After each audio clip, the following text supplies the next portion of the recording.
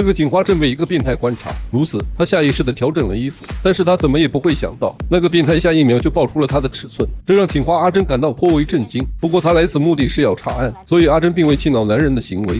我估计你的三围是36、24、37，腿长41。相传在某个倾盆大雨的深夜，一个性感女人正准备打车回家，殊不知这是她此生最后一个晚上，因为那辆车的司机是个变态杀人狂。没过多久，车子径直开到了郊外。当女人发现不对劲的时候，为时已晚。虽然她打开车门大声呼喊救命，可是这荒郊野外的哪里有人？因此，女人喊破喉咙也是无济于事。所以在司机追上来后，现场只留下一阵无比凄惨的惨叫。几天后，某位大爷在河边发现了一具女尸，这可是近2个月来出现的第3起命案，而且死者都是年方20左右的女性，她们生前被利器留下了多处割伤，不仅胸部被割，就连下体也被残忍破坏。法医无法判断死者于生前是否被侵犯，但有一点是完全可以确定，这几起命案的凶手乃同一人所为，因为每个死者脸上都被画上了浓妆，并且还被剪成板寸，戴上了假发。由此可见，凶手是个十足的变态。不过他选择雨夜杀人也颇有智商，所以令负责此案的阿珍也是颇为头痛。在警方暂时没有找到任何有用的线索之时，阿珍突然想到轰动全港的雨夜天魔，于是他本着变态更了解变态的原则，立马从广州坐飞机前往了香港。毕竟那个雨夜屠夫林浩云，他也喜欢在雨夜之时为非作歹。相比凶手与林浩云的作案手法，眼下这个凶手更像是林浩云的模仿者，但是林浩云的目的更为变态，所有被他残害的女性都被残忍肢解，甚至有些还被他给做成了标本。然而当阿珍提出要见林浩云时，监狱长的脸色变得十分难堪，因为林浩云不是一般的囚犯，在经过很多专家和医生的诊断，林浩云患有很严重的精神分裂症，并且他还崇尚用暴力来解决问题。坐牢期间，林浩云就已打伤了8名犯人，而且他还残忍刺伤了几名狱警。不过这并不是林浩云的可怕之处，真正可怕的是林浩云在用心学习。8年里，他一共看了近400本书籍，而这些书籍全是一些犯罪心理学、推理小说以及人体解剖学。俗话说，变态不可怕，就怕变态有文化。如今的林浩云说话充满了魅力，稍不留神就会踩中他布下的圈套。就连监狱长也怀疑他已经学会了催眠术，所以他不厌其烦地叮嘱阿珍，一定要跟林浩云保持足够的距离。千万要记住啊，保持距离啊，他实在太危险了。可当阿珍见到那个林浩云时，林浩云并非想象中的凶神恶煞，而是一个看起来文质彬彬的书生。仔细一看，他还有点吴镇宇的模样，但是碍于监狱长之前的特别交代，所以阿珍可以将椅子拖远了一点。你干嘛坐那么远呢？怕我呀？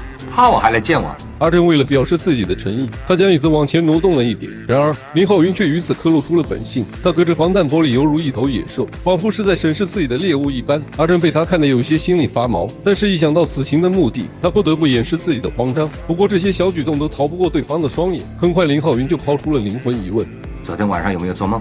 没有。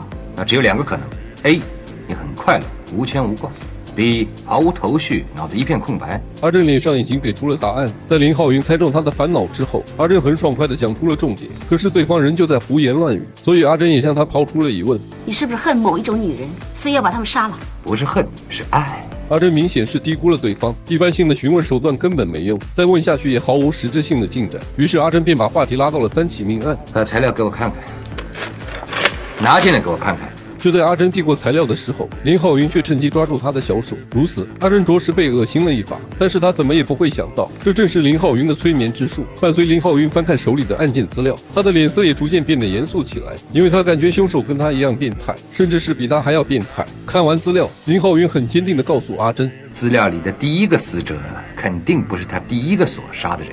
你怎么肯定？这是我的专业知识。阿珍还想知道更多的线索，于是他在不知不觉中靠近了对方。说话间，林浩云突然提出一个要求，而且还是一个非常过分的要求，他让阿珍当面把衣服脱掉。对此，阿珍当然不肯答应。但是随着林浩云的不断催眠，阿珍的眼神也逐渐变得扑朔迷离。最后，他竟在林浩云的注视之下，而不由自主地脱去了外套。与此同时，林浩云拿起了一支铅笔，只要阿珍再靠近一点，他的铅笔就会扎向被控的阿珍。也是够巧，一阵刺耳的铃声突然响起，这也使得迷离的阿珍如梦初醒。而林浩云眼看自己的计划就要泡汤，一边的囚犯却帮了他一个大忙。放开他！放开他！放开他！如果不是害怕林浩云的残忍手段，那名囚犯一定会送阿珍去领泡面。霎时间，林浩云又道出了天机。凶手杀的女人不只是3个，第一个被杀的我还没找到他的尸首。此时阿珍并不相信他的鬼话，可他刚回酒店就接到了助手的来电。助手说他们在郊外又发现了一具女尸，而尸体上的伤痕跟前几宗的命案一样。不过这起命案要早于之前的3起，所以他们断定是连环命案的首案。如此，阿珍这才意识到林浩云的过人之处，于是他本着极妻妾破案的决心，再一次的跟监狱长提出了请求，但是监狱长却一脸严肃的告诉阿珍，昨天强行抓住他的那个囚犯，因为林浩云跟他说了一些话后，竟然在天亮时分莫名其妙的自杀了。可见林浩云的催眠术有多么可怕。阿珍知道林浩云不好对付，但眼下再不破案就会伤及无辜，所以他硬着头皮再次面见了他。然而这次林浩云并没有为难阿珍，而是一本正经的分析案情。在这类案子当中，80%的凶手都认识死者，因为这样比较容易下手。但是要杀一个自己所认识的人，行凶者一定要排除很大的心理障碍，因此断定凶手是个冷血之人。凶手雨夜杀人，是不是雨声可以增加他杀人的欲望呢？林浩云不否定有这样的可能，不过雨水更大的作用是毁灭证据。虽然林浩云表面上是在帮助阿珍，但是他的内心却另有目的。据说林浩云从小就在广州长大，而他最快乐的回忆也都在广州。他想去广州坐3个月牢，并且保证去了广州一定会帮警方破案。对此，阿珍当然不会答应这样的条件。神经病！记住，凶手一定有车。根据林浩云之前的提示，阿珍发现几名死者都有一个共同点，那就是他们的胸部异常丰满。于是他赶紧致电广州的助手确认38了，38 而已，你差不多也有啊。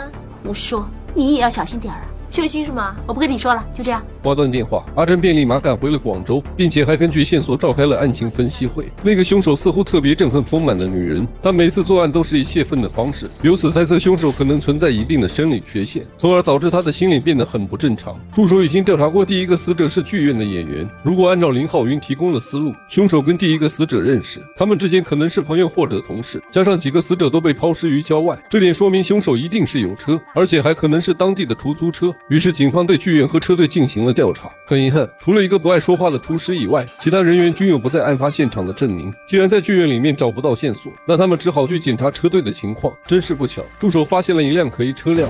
喂，那辆车的司机是什么人呢？徐老伯。徐老伯只有20几岁呀。不是啊，50多了。助手还以为是自己眼花，但这次疏忽也令他付出了惨重的代价。之前阿珍担心助手也是有原因的，毕竟助手的身段比阿珍要好。这晚雨夜，他俩一直喝到了凌晨。阿珍在路边拦下一辆的士，可一想到助手的路程比较费时，于是阿珍就把的士让给了助手，而这一举动也成了他日后的伤疤。恰逢雨夜，又是一辆出租车，加上助手是个颇为丰满的女人，所以这也凑成了雨夜天魔作案的条件。奈何助手一进车里就昏昏欲睡，却没发现车子已经开向了郊外。等助手反应过来的时候，为时已晚。所以说，合久误事，助手似乎忘了所有的擒拿格斗，他像一个普通女人一样挣扎嘶喊，但是他面对的是一个杀人不眨眼的坏蛋。所以当路人在隔天发现助手的时候，助手早已变成了一具冰冷的尸体。阿珍以为是剧院的厨师所为，哪知那个厨师一整晚都没有出去。因此，阿珍做了一个疯狂的决定，他向局长提出让林浩云来协助破案，而局长竟然答应了阿珍的请求。当然，警方特意定制了一个铁笼，为的就是防止林浩云再次逃脱。凶手的心态跟我不同，我对女性的体态美是欣赏，而他是破坏，是因为他妒忌，他自卑。